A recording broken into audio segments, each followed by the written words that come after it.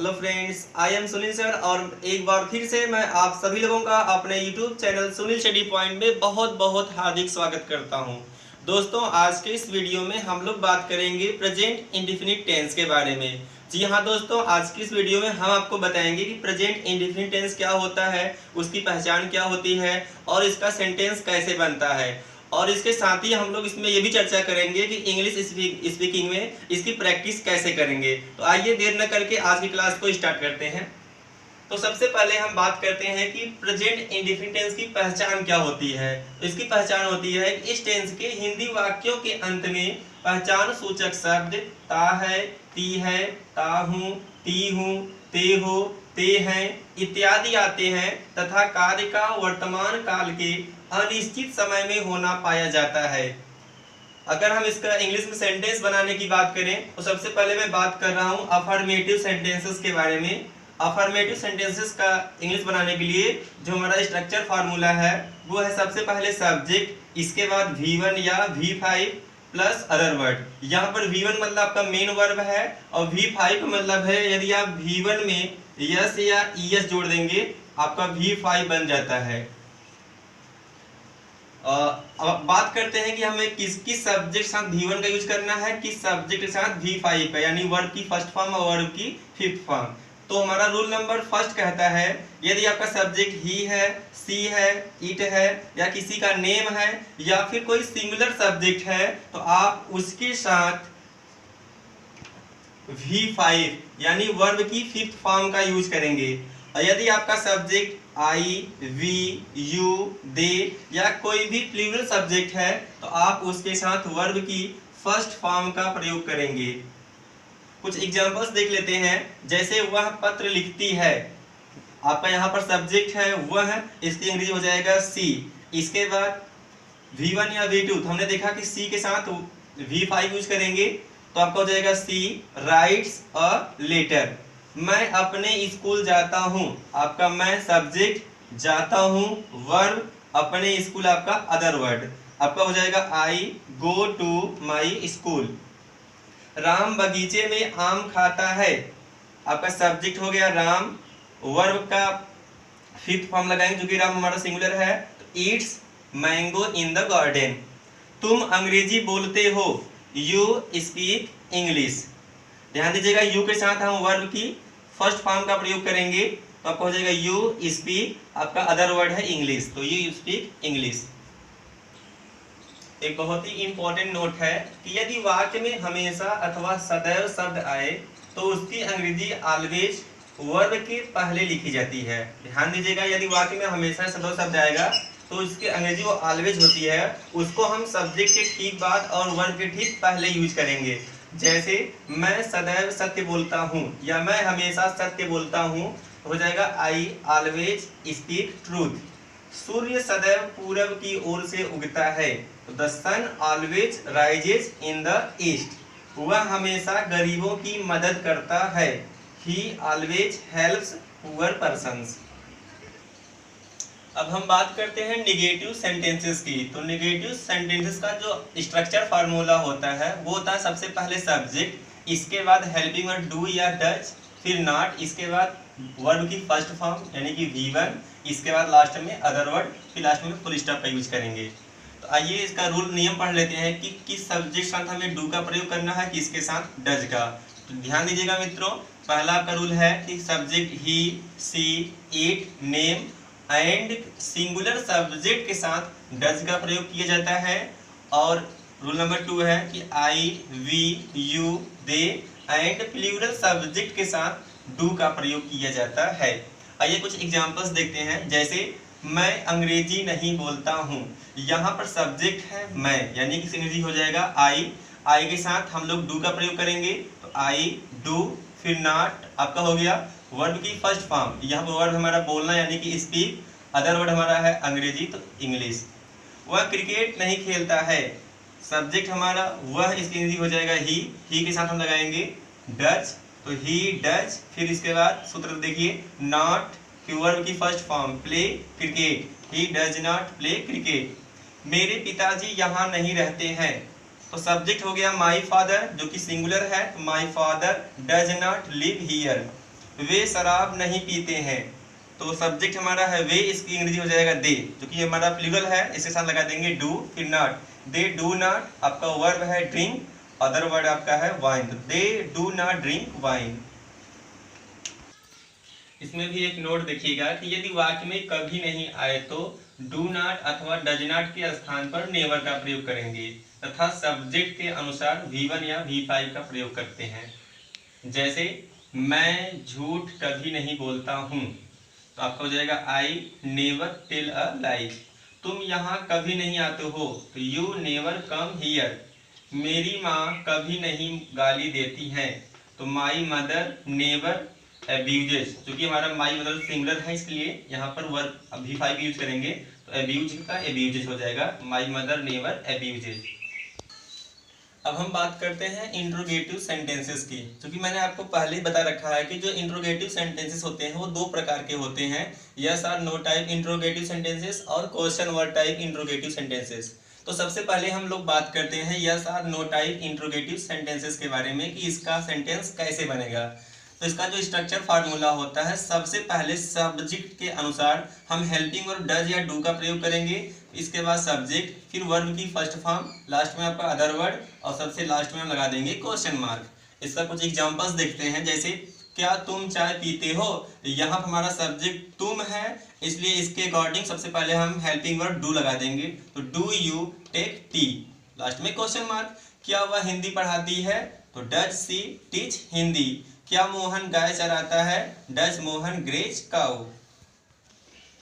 अब हम देखते हैं second question word type interrogative sentence के बारे में। इसका जो स्ट्रक्चर फार्मूला होता है, सबसे पहले क्वेश्चन वर्ड। जी हाँ दोस्तों, यदि वाक्य के बीच में कोई भी प्रश्न सूचक शब्द जैसे कब, क्या, कहाँ, कैसे, क्यों, कितना, किस लिए इत्यादि आता है, तो सबसे पहले उस क्वेश्चन वर्ड की अंग्रेजी लिखेंगे, इसके बाद सब्जेक्ट के अनुसार हेल्पिंग वर्ड डज या डू का प्रयोग करेंगे, फिर सब्जेक्ट, इसके बाद वर्ब की फर्स्ट फॉर्म, फिर आपका अदर वर्ड और लास्ट में क्वेश्चन मार्क रहेगा। जैसे तुम क्या खाते हो, तो वाक्य के बीच में प्रश्नसूचक शब्द आया है क्या, तो सबसे पहले इसकी अंग्रेजी व्हाट, इसके बाद हेल्पिंग वर्ब डू, इसके बाद सब्जेक्ट यू, लास्ट में आपका वर्ब ईट। उसका भाई कहाँ पढ़ता है, तो वाक्य के बीच में आया है कहाँ, तो where does his brother read. बच्चे स्कूल कैसे जाते हैं, इसके वाक्य के बीच में आया है प्रश्नसूचक शब्द कैसे, तो सबसे पहले इसकी अंग्रेजी हाउ, इसके बाद सब्जेक्ट हमारा है बच्चे, इसके अकॉर्डिंग हेल्पिंग वर्ब डू, फिर सब्जेक्ट द चिल्ड्रेन, वर्ब की first form go, other word to school. वह नदी में किस लिए नहाती है, तो वाक्य के बीच में प्रश्नसूचक शब्द आया है किस लिए, इसलिए सबसे पहले इसकी अंग्रेजी फॉर व्हाट, फिर आपका सब्जेक्ट वह है जिसकी अंग्रेजी सी होता है, इसके अकॉर्डिंग हम हेल्पिंग वर्ब डज लगा देंगे, डज, सब्जेक्ट सी, वर्ब की first form bath in the river, for what does she bath in the river. एक बहुत ही इंपॉर्टेंट नोट है, आप लोग ध्यान देंगे कि प्रश्नसूचक शब्द विच, हुज, हाउ मेनी तथा हाउ मच से संबंधित नाउन की अंग्रेजी भी इन्हीं के साथ लिखते हैं। जैसे तुम किस कक्षा में पढ़ते हो, तो किस कक्षा में पढ़ते हो या फिर कौन सी कक्षा में पढ़ते हो, दोनों का मतलब एक ही है। यहाँ पर किस के साथ आया है कक्षा में आपका नाउन, तो ये आपका किस कक्षा में पूरा आपका हो जाएगा क्वेश्चन वर्ड। तो सबसे पहले इसकी अंग्रेजी लिख देंगे इन विच क्लास, इसके बाद फिर हमारा आएगा हेल्पिंग वर्ब, तुम की अंग्रेजी होता है यू, इसलिए लगाएंगे डू, फिर सब्जेक्ट यू, आपका लास्ट में वर्ब आपका रीड, तो in which class do you read.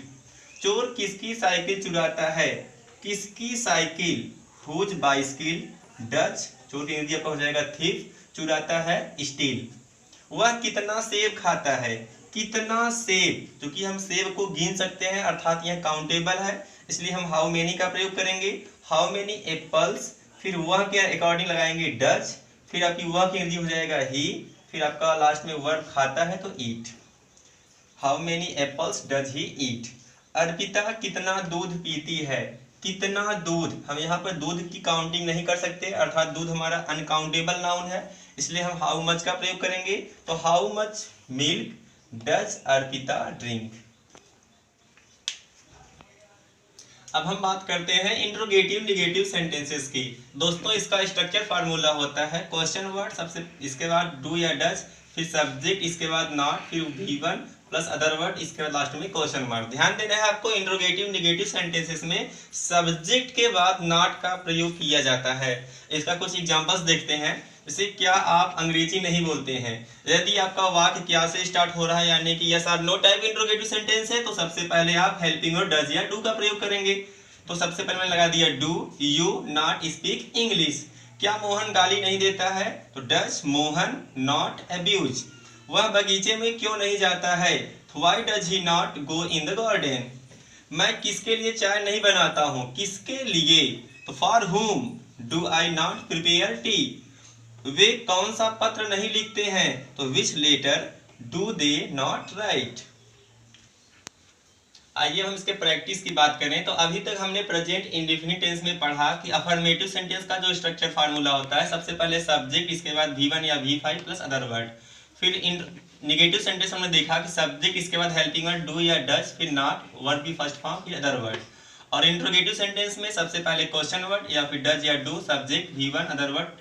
यदि आपका सेंटेंस क्या से स्टार्ट हो रहा है, तो सबसे पहले हेल्पिंग वर्ड डू या डज का प्रयोग करेंगे। और इंट्रोगेटिव नेगेटिव सेंटेंसेस में सब्जेक्ट के बाद नॉट का प्रयोग किया जाता है, इस बात को ध्यान देंगे। अब हम आपको बता रहे हैं कि आप अंग्रेजी बोलना स्टार्ट कैसे करेंगे, आप उसकी प्रैक्टिस कैसे करेंगे। दोस्तों सबसे पहले आप जान लीजिए जितने भी इन क्वेश्चन वर्ड हैं उन सबको आप तैयार कर लीजिए, उसकी वर्ड में नहीं याद कर लीजिएगा। जैसे आपका क्या, कब, कहाँ, कैसे, क्यों, किस लिए, किसके लिए, कौन सा, कौन सी, किसका, किससे, किससे, या फिर कितना, कितने, कितने हैं। फिर आपके जो सब्जेक्ट होते हैं ये आपके हैं। कोई भी आप एक सेंटेंस लीजिए, जैसे मैं आम खाता हूँ। अब इस पर जितने भी वाक्य संभव है उतना पूरा बनाइए। जैसे मैं आम खाता हूँ, आई ईट मैंगो। मैं आम नहीं खाता हूँ, I do not eat mango. क्या मैं आम खाता हूँ, डू आई ईट मैंगो। क्या मैं आम नहीं खाता हूँ, do I not eat mango. मैं क्या खाता हूँ, व्हाट डू आई ईट। मैं क्या नहीं खाता हूँ, what do I not eat. मैं आम कब खाता हूँ, when do I eat mango. मैं आम कब नहीं खाता हूँ, when do I not eat mango. मैं आम कहाँ खाता हूँ, where do I eat mango. मैं आम कहाँ नहीं खाता हूँ, where do I not eat mango. मैं आम कैसे खाता हूँ, how do I eat mango. मैं आम कैसे नहीं खाता हूँ, how do I not eat mango. मैं आम क्यों खाता हूँ, why do I eat mango. मैं आम क्यों नहीं खाता हूँ, why do I not eat mango. मैं आम किस लिए खाता हूँ, for what do I eat mango. मैं आम किस लिए नहीं खाता हूँ, for what do I not eat mango. मैं आम किसके लिए खाता हूँ, for whom do I eat mango. मैं आम किसके लिए नहीं खाता हूँ, for whom do I not eat mango. मैं कौन सा आम खाता हूँ, which mango do I eat. मैं कौन सा आम नहीं खाता हूँ, which mango do I not eat. मैं किसका आम खाता हूँ, whose mango do I eat. मैं किसका आम नहीं खाता हूँ, whose mango do I not eat. मैं कितना आम खाता हूँ, how many mangoes do I eat. मैं कितना आम नहीं खाता हूँ, how many mangoes do I not eat. इस प्रकार से मैंने एक सब्जेक्ट लिया मैं, और इस पर आधारित पूरे जितने वाक्य बन रहे थे लगभग सब बनाकर आपको बताया। इसी प्रकार आप प्रैक्टिस कर सकते हैं। आप केवल यहाँ पर सब्जेक्ट को चेंज करिए, जहाँ पर मैं है आप वहाँ लगा दीजिए तुम। आपका बन जाएगा तुम आम खाते हो, तुम आम नहीं खाते हो। इस प्रकार जितने वाक्य बन रहे हैं सबको बनाइए और आप प्रैक्टिस कीजिए। फिर उसी प्रकार आप हम लगा दीजिए, हम आम खाते हैं, हम आम नहीं खाते हैं, क्या हम आम खाते हैं। इस तरह से यहाँ पर जितने सारे सब्जेक्ट हैं इन सबकी आप प्रैक्टिस करिए। इसके बाद फिर जैसे आप आम खाता हूँ, क्रिकेट खेलता हूँ, नदी में नहाता हूँ, और बस आप यहाँ पर सब वर्ब को चेंज करके फिर आप सेंटेंस को बदल सकते हैं। और इस प्रकार आप चाहें तो आधे से 1 घंटे आराम से प्रैक्टिस कीजिए, और जिससे आपको अंग्रेजी बोलने में, सीखने में बहुत ही हेल्प मिलेगी। तो फ्रेंड्स, आज की क्लास हमारी यहीं पर समाप्त होती है। उम्मीद करता हूँ आप सभी लोगों का आज का क्लास अच्छी तरह से समझ में आएगा। धन्यवाद।